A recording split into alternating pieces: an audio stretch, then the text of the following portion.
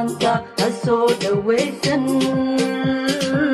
hadhibaateen dadkaagu shilimaanta dhaafsan urjinhi dhugmayaalo ooda dheef xalaalo nooni raaca noqon naku dheeran maanta ha soo dhawaysan hadhibaateen dadkaagu shilimaanta dhaafsan urjinhi dhugmayaalo ooda dheef xalaalo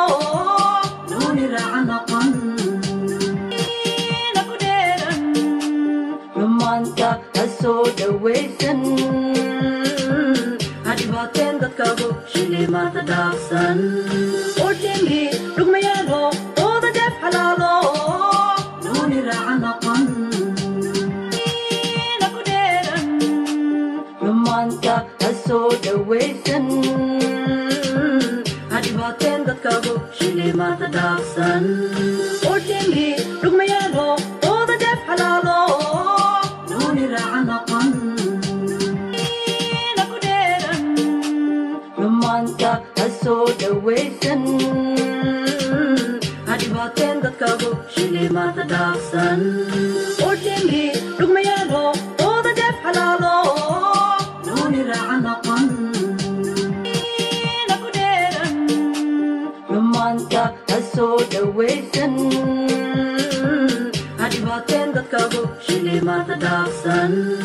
urjinhi dhugmayaalo ooda dheef xalaalo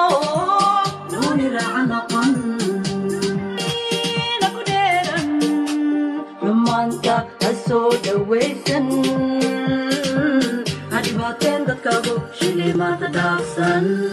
urjinhi dhugmayaalo ooda dheef xalaalo nooni raaca noqon naku dheeran maanta ha soo dhawaysan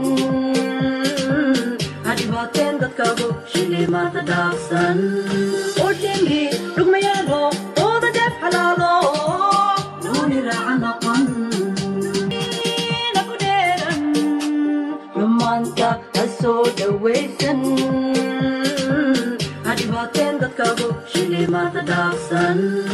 urjinhi dhugmayaalo ooda dheef xalaalo nooni raaca noqon naku dheeran maanta ha soo dhawaysan hadhibaateen dadkaagu shilimaanta dhaafsan urjinhi dhugmayaalo ooda dheef xalaalo nooni raaca noqon naku dheeran maanta ha soo dhawaysan